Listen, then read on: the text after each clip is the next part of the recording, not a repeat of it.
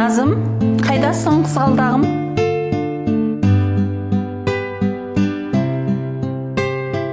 Балапаным ау, сыланып, шашың жайып қайда бара жатырсың? Достармен қыдыруға. Қызым, қазақта шаш жаю жақсырым емес.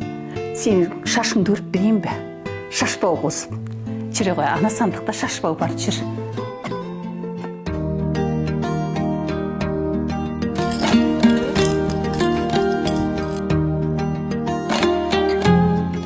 Балам, қазақта бұрын шашты 10 күн тарап 5 күн өрген екен.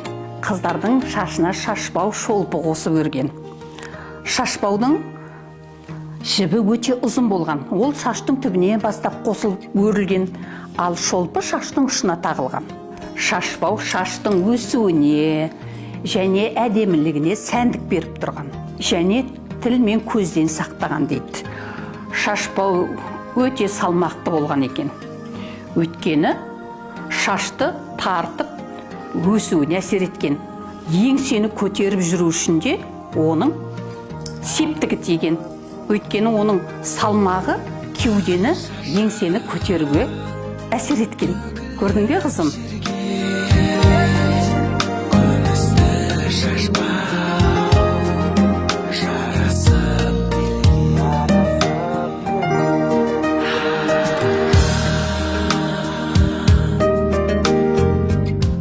Күнде тұтам, айда құлаш өс.